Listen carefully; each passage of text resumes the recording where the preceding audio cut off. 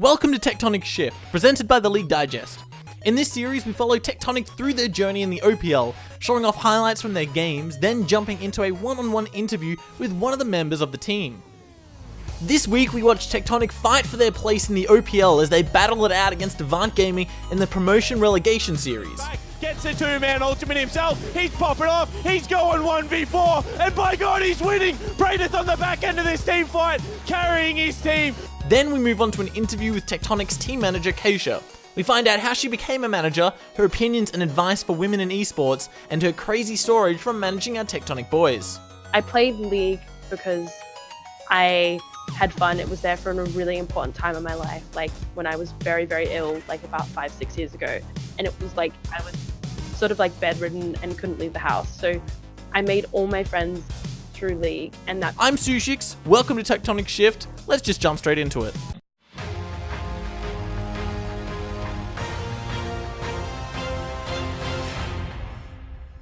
The first game of the Promotion Relegation series yielded few surprises as both Avant and Tectonic picked relatively standard compositions. Avant giving their sub-80 carry Pluto the swain to start his OPL career, while Tectonic gave Praedeth his ever-faithful Fiora. And that was who Avant targeted, as Praelus's Kindred flew up to pick up First Blood and turned the pressure into a Rift Herald minutes later. It turned into a game of objectives as towers crumbled and dragons were slain, but not a drop of blood was spilt. Tectonic finally equalized around Baron at 27 minutes as Value's Kai'Sa popped Jake, and by 30 minutes the gold count was tied. Avant made the move towards Baron while Praedeth took tower after tower in the bot lane, and Tectonic made the move to stop AV from returning while the Fiora destroyed the entirety of their base and the Nexus with it. Praedeth has done it, game number 1 goes to Tectonic. The next game was a little more bloody, as Shock was killed off by Frey and Praelus before the bot lanes traded kills. Tectonic had the better teamfight composition with Maokai and Taric, and used it to force objectives, but Avant kept up the fight as they traded Drake as well as Rift Herald. By 15 minutes, Tectonic had a 1-tower lead, but that was as far as they were getting. Avant won a few crucial fights to beef up their kills and turrets, and 10 minutes later they were up 10k gold and the game was firmly in their control. A setup around Baron allowed Avant to turn onto Tectonic, and they picked up 2 kills as well as Baron. It didn't take long for them to break down Tectonic's base without the threat of a backdooring Praedeth, and they evened up the series. Avant had the momentum heading into game 3, and they blitzed the early game to take 5 kills and a 3k gold lead. They showed no signs of slowing down as their teamfight composition took 3 more kills coupled with 2 turrets and an Infernal Drake by 20 minutes. In full knowledge of their advantage, they baited Tectonic into a fight around the Baron and used it to pick off Shock, but did have to trade the Baron for 2 turrets as Praedeth's Yasuo continued to split push in the bot lane. Tectonic fought back and spent the next 15 minutes desperately trying to claw back their deficit, somewhat succeeding as they doubled Avant's tower count, but they were still behind 3k at 25 minutes. Praedeth decided to put the team on his back as his Yasuo ran into the base to clear out a path to the Nexus, while the rest of the team sprinted to the Baron. As the sacrificial lamb, he 1v4'd Avant to stall them while the rest of the team escorted Baron-empowered minions into the base to take a 2-1 lead. It was do or die for Avant, and the 4th game started out much like the 3rd as they rocketed out to an early kill lead, bagging themselves an Infernal in the process. Their teamfight was outstanding, with Jake's Rakan coupled with Praelus's Kindred, and they used it to their advantage. By 15 minutes, they'd amassed a 3k gold lead and were in the driver's seat as they looked to push the series to Game 5. Both teams brawled time after time, with no convincing winner until Avant set up around the Baron at 26 minutes and knocked off everyone except Praedeth and took everything they wanted. Forcing themselves into the base via bot lane, the pure numbers advantage was too much for Tectonic as AV styled on them in the base to force the series to Game 5. This was the one for all the marbles, as both teams prepared for an epic final clash for the spot in the OPL. Shock definitely shocked all the viewers, as he brought out Cho'Gath in the mid lane against Frey's Orianna, while Praedeth took another split pusher in Camille. First blood went to Ubisoft's Skarner as he zoomed in and relieved some of the building pressure on Shock as Frey went to the grey screen. Fights bounced back and forward as the gold leads ebbed and flowed for either team. And the turn of the tide came when AV won a fight at 22 minutes for a little bit of pressure around Baron. More kills went their way, and once more the fight was around Baron as Avant erupted to take 2 kills and the Baron. With the buff, AV tried to end but lost 3 as Tectonic valiantly repelled them. The resistance didn't last long, however, as the brief change of momentum didn't stop Avant from winning the next team fight and laying waste to Tectonic's base. Even Pradeath couldn't stop them as Avant took their game and their spot in the OPL. Moving on this week, I sat down with Tectonic's manager Keshia to see how she finds success in a male-dominated industry and what her experiences have been since joining Tectonic. I guess easiest spot to start off with would be, how did you get the opportunity with Tectonic in the first place? I DM'd them. That's as simple as that. I did DM them on Twitter. I DM'd Johnny, and then I'm an impatient person, so I'm sorry, it's Johnny. Johnny didn't I didn't hear a response back. So then the next day, because I'm impatient, clearly, I messaged Smite, and I was like, yo, hire me. No, I'm kidding. I was like, yo, Matthew, this is my resume, blah blah blah. I hear you're looking for a manager, blah blah blah, and gave him my stuff, and then I harassed him further. He set up an interview. We chatted, said he was interviewing someone else, and so I just waited, and then I just followed up and was like, hey, I had a really good interview, hope that maybe we can work together, and wrote up some ideas and plans for things I had, and then sent them on to him. And then yeah, maybe a couple of days later he told me that I had it, and I was really exciting. And was it what you expected it would be at all, or? I don't know if I really came with any expectations. I guess I was probably more nervous that the players would hate me. I guess I think that's what I was what if they hate me? What if they hate me to my partner? I was what if I go in there and they don't want me to do anything with them, or they don't like me? And then my first day that I came, I barely spoke a word. I was so nervous. But yeah, it was, I mean, the only thing that sort of was out of my expectation was the amount of workload. Kind of got slammed in the head with that one. I thought it would be sort of yeah, whatever, I can do this part-time with uni and still do SomeSuck work. And that was a big no on that one. It's when you've got 5 people and a coach, those 5 people need different things, and then they want it in their own time. So I learned very quickly that between SomeSuck of 40 people that want things from me and 5 players that want something from me, your time goes very quickly. So I say that was probably the biggest thing that sort of got me, and I was oh damn, I thought I'd be way more organized and equipped to handle this, but was not. Let's give a brief introduction into what SomeSuck is and kind of how you got started on that. Okay, so SomeSuck is, I'm gonna do the little thing that I have to type out for every sponsor deck or whatever we do. SomeSuck is the largest League of Legends community and OCE. We run tournaments and events and things like that. But yeah, hands down, we're just a league community that's really fun, really welcoming. We follow a non-toxic policy. So it's just a really welcoming environment for anyone to make friends or join in tournaments and things like that and win some RP basically. But SomeSuck, I got involved and must probably before I did any eSports stuff. So maybe a long time ago. Anyway, it's a long time ago I got involved. And I was really sick, and I was on the boards, and I was I want to make friends with League. I only got into League, I didn't know anyone, and then I found this post recruiting for admins for this group, and I joined it, and it was 3,000 people, and I was cool. And I met a lovely, fantastic girl named Jessie who created Summoner Society, and she's one of the most awesome people that I've ever met in my esports career. She's just a fantastic person, and she was having similar struggles, so really related and connected. Anyway, I joined, and I'm sort of one of those people that go a little bit gun-ho when I like something. So I'll be why aren't we doing this? Why don't we just do this? And I'll start just organizing and planning things. So I just started running tournaments and stuff like that, and that sort of just took off. And then eventually got to the point where Jess had moved on, and she didn't really want to do much with Summoner Society because she had different things going on in her life, and she gave it over to me maybe a year and a half to 2 years ago, and then I officially owned it. And then we started to realize that it was evolving quite a lot, and I had built something, and so we started just expanding further, and now we have it just started with when I joined there was OG admins and stuff like that, original admins that were around and things like that, but they weren't like, they had full-time jobs and things like that, so they weren't really doing anything. So it sort of just started with me, and now we have like a team of like 40 to 50 that do all sorts of things, from like social media to like running tournaments to content creation to streaming to casting and all that kind of stuff. So like grew really big, and it's really cool. But I don't like I hate like talking about it because it makes me feel like I brag about it, like braggy. brag yeah. away. Right. Yeah. Yeah, it's been pretty cool. And yeah, that's like how it started. I just got like, I was sick at the time, so I had like hell of a lot of time to like build something. And so it just turned into this like really awesome passion that's been really cool to be a part of.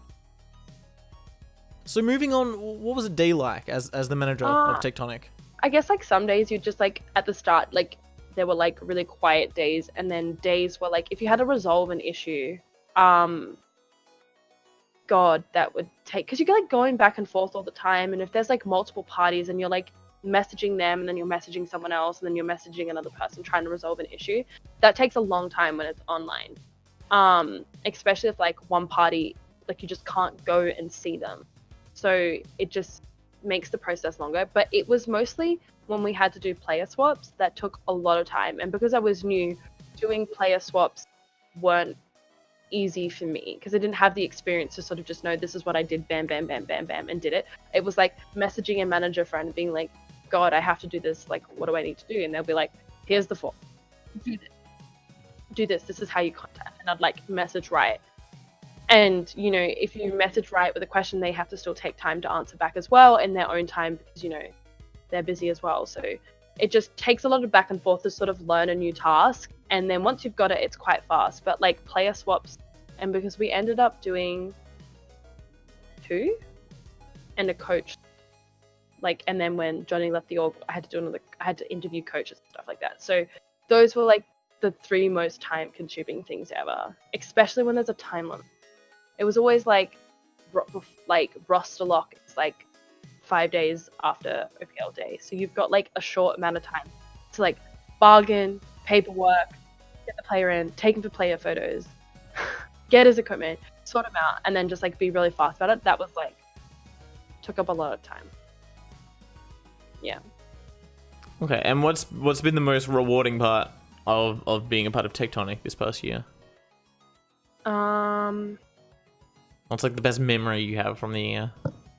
What's the best memory I have? The best memory I have is Paparized winning against Chiefs. I've never seen someone so happy in my entire life. That kid was like on the biggest high of his life. It was like so cool to see. And that was like my first week at OPL2. So that was like the best memory. Came into a job, we 2-0 Chiefs. There was like no way anyone expecting us to do that. And that was just like the coolest feeling to see those guys walk out into the room from the games and just be so excited.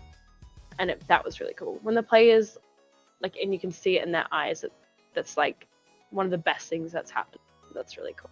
Is there any, I guess, you know, of the lower points that you can touch on? You know, is there anything that kind of hit a little bit too hard at the time?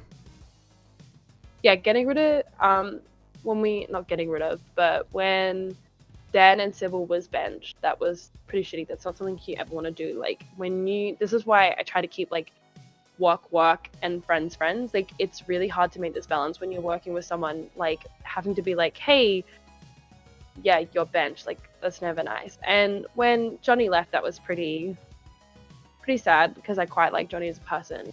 But I also like have this curse. Every time I join a team, a coach quits and I've had enough. All right, we're putting it out there. Like, if you're a coach and Keshia's come to join the team, you're screwed. Yeah, you're gone.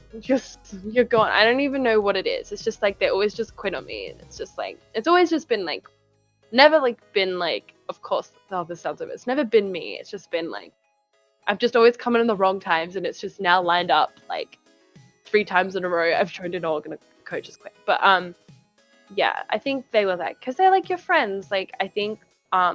I know Dan from like way back when he was in OL days, and I've managed him before, like, and I've watched him grow as a person, and that kid, like, he's got the best one-liners in the world. Like, you'll be just sitting at the dinner table, and it's sort of just like, we're just sort of laughing, and then boom, Dan hits like this line. You just like, even if it's like really bad, just everyone's in hysterics, and Dan's just a really funny guy. So like, he was really missed. And Lachlan is a very nice, funny guy. He's got a really good attitude, and he's just generally like really awesome. So it was like sad to see him go. And Johnny and I got along really well. So, and it was in person. So like, having Zoo remote doesn't quite feel the same, like being in the room on your own during OPL day sucks. Like, I really missed having those moments with Johnny and like talking and sort of like really honestly feeling like I'm not dying of nerves, just myself, because that's the worst part, is like sitting in that room just like nervous, being like, oh my god, are they gonna win, are they gonna so yeah, it was nice having that. Specifically from a female perspective, which isn't a perspective often told that much in esports, what's the experience been like from that angle? What have you had to kind of face? Oh god, a lot. I think I got very, very lucky that when I started in esports, when I had Summoner Society, it made my journey into like esports, I imagine, a lot smoother than a lot of other people, because I'd already established myself through Summoner Society. And when I first started coming through Summoner Society, and running tournaments and things like that, and sort of just like people getting to know me and doing teams, like a lot of things people would say, like, I'm a bitch, blah blah blah. I don't know if that gets beeped for swearing, but a lot of the stuff, it would be like, she's a bitch and blah blah blah, for just doing my job. Whereas someone could come along, like a coach, and say, I've only ever probably been like mad 2 or 3 times in like 3 years. I'm not like a person to get like super angry at players, but I once like had a player like being like, I think maybe like super racist or something like that, and I kind of like asked them to stop like 2 or 3 times, and I kind of like would be like, and I said like, you just need to stop or something like that, and then everyone was like, she's a bitch, blah blah blah blah blah. Whereas like, I've had coaches say way worse kind of stuff, and that's just like them doing their job. So there's those like inconsistencies that I've had to prove myself more, or there'd be like comments about my looks, my appearances, the fact that I'm a girl, what champions I play, what roles I play. Like, I played League because I had fun. It was there for a really important time in my life, like when I was very, very ill, like about 5-6 years ago. And it was like, I was sort of like bedridden and couldn't leave the house. So I made all my friends through League, and that became like a really important part for me. So getting sort of like criticized for something that you love and you want to do just because of your gender is like, it's like pretty frustrating. I've had things like people threaten to rape me, things like that. People talk about my sex life, say I screwed for ELO, all the general fun stuff of being a girl in esports. But when I sort of got into management, I sort of already really established myself. So through SomeSuck, most people know I don't really take much shit. Bluntly, like, I don't really take much. So a lot of that stuff died down very quickly for me, and it does help that I have like a long-term partner of 5 years. Like, it's like just sort of made my journey, I imagine, a lot easier than for a lot of other girls that have experienced. Do you have any words of like wisdom or advice for women who want to get into esports?